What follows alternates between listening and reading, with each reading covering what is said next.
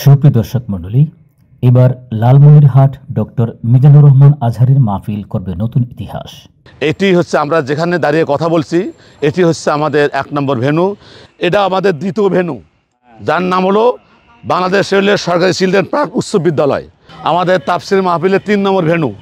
এই ভেন্যুটির নাম হচ্ছে কালেক্টরেট মাঠ, লালমনিরহাট স্টেডিয়াম 4 নম্বর ভেন্যু। আমরা এখন অবস্থান করছি আমাদের যেটা ভেন্যু 5 নম্বর ভেন্যুতে। এটার নাম হচ্ছে রেলওয়ে মুক্ত মঞ্চ। আসবে আবার ফিরে বাংলার ঘরে ঘরে ইসলামের বাণী নিয়ে আল আজহারি। আমি এসেছি নীলফামারী জেলা ডোমার থানা। ডোমার থানা থেকে কখন আসছেন? আমি এসেছি গতকালকে আসছেন। মাহফিল কবে? মাহফিল তো 18 তারিখ শনিবার। 18 তারিখ মানে আগামীকাল। দেখ আপনারা 2 দিন আগেই চলে আসছেন। আপনারা কাদের আলোচনা শুনতে আসছেন? আমি মিজানুর রহমান আজহারী। আমি দিনাজপুর থেকে আসছি। কদিন আগে আসছেন? আমরা আসছি কালকে, আগামীকালকে। 2 দিন আগে আসছেন নাকি? জি ভাই, আমরা এখানে ছিলাম। রাত্রে এখানে ছিলেন? জি। আজকে রাত করে এখানে থাকবেন? জি। প্রাকৃতিক পরিবেশের সৌন্দর্য, সেই লাল বিল্ডিংয়ের পাশে অবস্থিত বিশাল একটা মনোরম পরিবেশে আমরা মূল ভেন্যু করেছি। এই ভেন্যুতে আমাদের কার্যক্রম শুরু হবে ইনশাল্লাহ। এবং এর সঙ্গেই এখান থেকে 100 গজ উত্তরেই আরেকটি আমাদের রেলওয়ে সিপি স্কুল মাঠ রয়েছে, সেখানেও প্রায় আমাদের 2 লক্ষাধিক লোকের অ্যারেঞ্জমেন্ট হবে ইনশাল্লাহ। এরপরে 3 নম্বর ভেন্যু রয়েছে আমাদের এই মাঠ থেকে 200 গজ পশ্চিমে কালেক্টরেট মাঠ, সেখানেও 2 থেকে 3 লক্ষাধিক মানুষের অবস্থান হবে আলহামদুলিল্লাহ। এরপরে আমাদের ভেন্যু রয়েছে রেলওয়ে মুক্ত মঞ্চ, সেখানেও আমাদের এখান থেকে পূর্ব দিকে 100 গজ পূর্বে, সেখানেও আমাদের প্রায় লক্ষাধিক লোক ধরবে। তারপরে আমাদের ভেন্যু রয়েছে মহিলাদের জন্য এখান থেকে 1 কিলোমিটার দক্ষিণে, এবং সেখানে প্রায় 3 লক্ষাধিক মহিলা বসার ব্যবস্থা করা হয়েছে। সেখানে পর্যাপ্ত পানি স্যানিটেশনের ব্যবস্থা করা হয়েছে, তাদের পদ্মা সুরক্ষা এবং নিরাপত্তার ব্যবস্থা করা হয়েছে। এই স্টেডিয়াম মাঠে, লালমনিরহাটের ঐতিহাসিক স্টেডিয়াম মাঠে এই পুরো প্রোগ্রামটিকে নিরাপত্তা দেওয়ার জন্য আমরা এখানে 35 সদস্য বিশিষ্ট একটি কমিটি গঠন করা হয়েছে। সেই কমিটির আমি তথ্য বিষয়ক দায়িত্ব রয়েছি। আমি যার কারণে আপনার জাতীয় উদ্দেশ্যে তথ্য উপস্থাপন করার জন্য আজকে আমি আপনাদেরকে অবহিত করছি। আমাদের এখানে 5টি গ্যারেজের ব্যবস্থা করা হয়েছে। পশ্চিম দিক থেকে যারা আসবেন তাদের জন্য ব্যবস্থা করা হয়েছে সাপ্টিবাড়ি ডিগ্রি কলেজ এবং সরকারি কলেজ মাঠ। আমাদের উত্তর দিক থেকে যারা আসবেন তাদের গ্যারেজের ব্যবস্থা করা হয়েছে বিদ্যারহাট রেল কেন্দ্রীয় ঈদগাহ মাঠ এবং আমাদের কলেজিয়েট স্কুল মাঠ। পূর্ব দিক থেকে যারা আসবেন তার জন্য ব্যবস্থা করা হয়েছে আমাদের সরকারি উচ্চ বিদ্যালয় মাঠ। এমনিভাবে দক্ষিণ দিক থেকে যারা আসবেন তাদের জন্য রয়েছে হাড়িভাঙ্গা ঈদগাহ মাঠ এবং এভিয়েশন মাঠ। এইভাবে আমাদের গ্যারেজে করা হয়েছে। শহরের ভিতরে কোনো ধরনের সকাল ভোর 6টা থেকে কোনো ধরনের যানবাহন প্রবেশ নিষিদ্ধ করা হয়েছে। এ বিষয়ে আমরা গতকাল আমাদের এই প্রোগ্রামটা বাস্তবায়ন করার জন্য প্রায় 5,000 অধিক স্বেচ্ছাসেবক নিয়োগ দেওয়া হয়েছে আলহামদুলিল্লাহ, এবং তাদেরকে 20টি বিভাগে দায়িত্ব প্রদান করা হয়েছে। এবং তাদেরকে নিয়ে এই 20টি বিভাগে 5,000 স্বেচ্ছাসেবকদেরকে দায়িত্ব পালনের জন্য 20টি বিভাগের যে বিভাগীয় প্রধান তাদেরকে নিয়ে আমরা গতকাল বিকেলে রেলওয়ে সিপি স্কুল মাঠে আমাদের এই জেলার আইন শৃঙ্খলার বাহিনীর দায়িত্বে নিয়োজিত রয়েছিল আমাদের সম্মানিত এসপি মহোদয়ের নেতৃত্বে। এডিশনাল এসপি এবং ট্রাফিক টিআই সহ এবং গোয়েন্দা এনএসআই ডিএসবি এনএসআই সহ সকলেই এখানে উপস্থিত থেকে আমাদেরকে এই স্বেচ্ছাসেবকদেরকে গাইডলাইন দিয়েছেন কীভাবে সুশৃঙ্খলা রক্ষা করা যেতে পারে। আমরা এই মাহফিলকে সুন্দর সার্থক করার জন্য, সুন্দর পরিবেশ করার জন্য আমরা কিছু নির্দেশনা দিয়েছি। তার মধ্যে রয়েছে যে এই মাহফিলে প্রবেশ করার সময় কোনো ধরনের ভারী ব্যাগ বহন করা যাবে না। স্বচ্ছ ব্যাগ, যে ব্যাগের ভিতরে যাহা থাকবে তা বাইরে থেকে দেখা যাবে। 2 নম্বর, এইখানে যারা আসবেন তারা তাদের প্রয়োজনীয় খরচের টাকা ব্যতীত কোনো মানি ব্যাগ বা কোনো ধরনের অ্যান্ড্রয়েড মোবাইল তারা ব্যবহার করতে পারবেন না, বা এই জন্য ব্যবহার করে যদি কোনো খোয়া যায় এই জন্য তারাই দায়ী থাকবেন, মাহফিল কমিটির জন্য কোনো দায়ী থাকবেন না। এবং মহিলারা তাদের ভ্যানিটি ব্যাগ স্বর্ণালংকার বহন করতে পারবেন না, এবং তাদের ছোটো বাচ্চাদেরকে তারা নিজ নিজ দায়িত্বে হেফাজত করবেন। এইভাবে আমরা নিশ্চয়তা দিয়েছি, ফেস্টুন দিয়েছি, সোশ্যাল মিডিয়ায় দিয়েছি এবং পাবলিসিটি করেছি, যাতে সকলেই আমরা কোনো ধরনের অপ্রীতিকর দায়িত্ব থেকে কমিটিরা মুক্ত থাকতে পারে।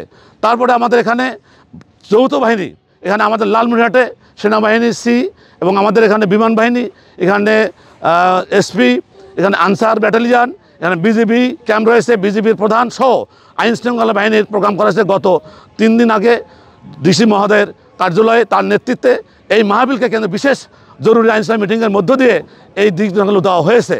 তো আমরা অত্যন্ত কষ্ট করছি, শুধুমাত্র সকলকে সুন্দরভাবে তারা যেন এই তাফসিরটা শুনতে পারেন, উপভোগ করতে পারেন এবং এই তাফসির শুনে তারা দ্বীন ও ইসলামের দিকে এগিয়ে যেতে পারেন।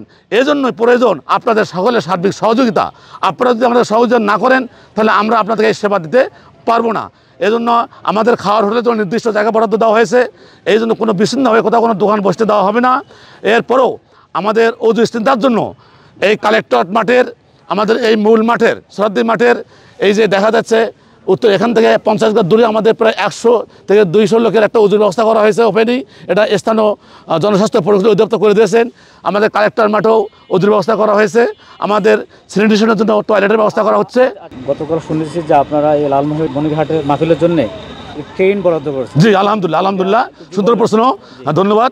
আসলে এই ট্রেনের প্রসঙ্গ যখন আসছে আমাকে ভালো লাগছে। তো আমি নিজে ট্রেনে একটু কর্মরত রয়েছি রেলওয়েতে, রেল ডিপার্টমেন্টে। আমি নিজে ব্যক্তিগত এই তো আনন্দিত এই জন্যই যে আমাদের রেল অঙ্গনে প্রোগ্রামটা হচ্ছে। আমি যেহেতু রেলে কর্ম করি, রেল অঙ্গনে আমাদের মূল স্টেজ হচ্ছে এবং এই দূরদূরান্ত থেকে আমাদের লালমনিরহাট রেলওয়ে বিভাগীয় হেডকোয়ার্টার সদর দপ্তর, এখান থেকে বুড়িমারি সেকশনে থেকে লোক আসার জন্য, এখান থেকে ধানটার থেকে লোক আসার জন্য, এখান থেকে পার্বতীর লোক আসার জন্য আমরা ডিআরএম মহোদয়ের সঙ্গে কথা বলে, ডিসিও মহোদয়ের সঙ্গে কথা বলে আমরা আবেদনের মাধ্যমে এখানে আমরা 17টি অতিরিক্ত কোর্স সংযোজন করেছি এই লোকের শ্রোতাদের এই আসা যাওয়ার সুবিধার্থে। ইনশাআল্লাহ ইতিপূর্বে এই বাংলাদেশে যে 3টি প্রোগ্রাম হয়েছে সেখানে মনে হয় এই ধরনের ব্যবস্থা করা হয়নি বলে আমার বিশ্বাস। তো এটা আমাদের একটা এক্সেপশনাল একটা আমাদের পদ্ধতি আমরা অবলম্বন করেছি। দ্বিতীয়ত হচ্ছে আরেকটি বিষয় আমরা অবগত করতে চাই যে অন্য জায়গায় আমরা অনেক সমস্যা দেখেছি যে আমাদের এখানে মঞ্চ থেকে 50 গজ দূরে আমাদের একটা ব্যারিকেড থাকবে, তার থেকে আরও 100 গজ দূরে একটা ব্যারিকেড থাকবে, তারপরে একটা ব্যারিকেড থাকবে, তার 200 ফিট দূরে আরেকটা ব্যারিকেড থাকবে। আমরা সামনে আমাদের মানে শৃঙ্খলার জন্য আমরা মঞ্চে প্যান্ডেলের ভিতরে ব্যারিকেড দিয়েছি বাস দিয়ে, যাতে কোনো ধাক্কা দিয়ে কেউ অতিরিক্ত অন্যদিকে যেতে না পারে। আপনারা দেখতে পারবেন, ভিডিও দেখাবেন, আমাদের ব্যারিকেড দেওয়া আছে। মঞ্চের থেকে আমাদের 15-20 ফিট পর আমাদের ব্যারিকেড দেওয়া আছে, বাস দিয়ে রেলিং দেওয়া আছে, যাতে ধাক্কা দিয়ে কেউ সামনে গিয়ে বিঘ্ন সৃষ্টি না করে পারতে। এমনিভাবে আমাদের প্রশাসন এখানে থাকবেন, আইন গোয়েন্দা এনএসআই ডিএসবির লোক। আমরা গত 3 দিন পূর্বেই আমরা এখানে পুলিশ চৌকি বসেছি, যাতে এখানে বাইরে কোনো অপরিচিত লোক ঢুকতে না পারে। যা আসছে আমরা তাদেরকে পরিচয় নিচ্ছি, শনাক্ত করছি এবং তাদের ব্যাগ তল্লাশি করছি, যাতে কোনো ধরনের কোনো অপ্রীতিকর ঘটার কোনো সুযোগ কেউ না পারে। আমরা সার্বিক চেষ্টা করছি আলহামদুলিল্লাহ। এই প্রায় আমরা এখানে এই পর্যন্ত এই রোডে পুরাটাই আমরা স্থানীয় জনস্বাস্থ্য প্রকৌশলীর পক্ষ থেকে আমাদের এই স্যানিটেশনের ব্যবস্থা করা হচ্ছে। ইনশাল্লাহ আজকে আমরা দুপুরের মধ্যে এলেন আমাদের ওকে চালু হয়ে যাবে আলহামদুলিল্লাহ। এই স্যানিটেশন ব্যবস্থাগুলো আমাদের চালু হয়ে যাবে ইনশাল্লাহ। আপনারা দেখছেন এই যে এই মাঠ পরিষ্কার হচ্ছে, এটা আমাদের দ্বিতীয় ভেন্যু, যার নাম হলো বাংলাদেশ রেলের সরকারি চিলড্রেন পার্ক উচ্চ বিদ্যালয়। এটাও রেলের মাঠ। এখানেও আমাদের প্রায় 2 লক্ষাধিক লোকের অ্যারেঞ্জমেন্ট হবে। এখানেও আমাদের এলইডি মনিটরের মাধ্যমে আমাদের তাফসির মাহফিল প্রদর্শন করা হবে এবং এখানে সবাই অবস্থান করে যা শুনতে পারবেন ইনশাল্লাহ। এই যে আলহামদুলিল্লাহ আমরা এই মুহূর্তে অবস্থান করছি আমাদের তাফসির মাহফিলের 3 নম্বর ভেন্যু। এই ভেন্যুটির নাম হচ্ছে কালেক্টরেট মাঠ। ইতিমধ্যে আমরা দেখতে পাচ্ছেন যে আমাদের এখানে এলইডি মনিটরের স্থাপনের কার্যক্রম চলছে এবং এই মাঠেও আমাদের ইতিপূর্বে প্রায় অনেক বিশেষ করে রাষ্ট্রপ্রধান, সরকার প্রধানদেরও প্রোগ্রাম এই মাঠে হয়েছিল। সেই মাঠেও আমরা 3 নম্বর, সেই মাঠটিকে আমরা এই মাহফিলের জন্য 3 নম্বর ভেন্যু বানিয়েছি। হ্যাঁ, এখানেও আমাদের প্রায় লক্ষাধিক লোকের আবাস ব্যবস্থা হবে। তো এই মাঠ মূলত মেইন রোড সংলগ্নই উত্তর পাশে। এই মাঠ থেকে 200 গজ পূর্বে হচ্ছে আমাদের মূল ভেন্যু সোহরাওয়ার্দী মাঠে, যেখানে আমার হুজুর স্টেজে বসে তাফসির পেশ করবেন। এখান থেকে আবার হাফ কিলো দক্ষিণেই হচ্ছে লালমনিরহাট স্টেডিয়াম, যেখানে মহিলাদের জন্য ব্যবস্থা করা হয়েছে। আমরা এখন এই মাঠ থেকে আবার সেই স্টেডিয়ামে যাব। সেই স্টেডিয়ামে আমরা অবস্থান করছি।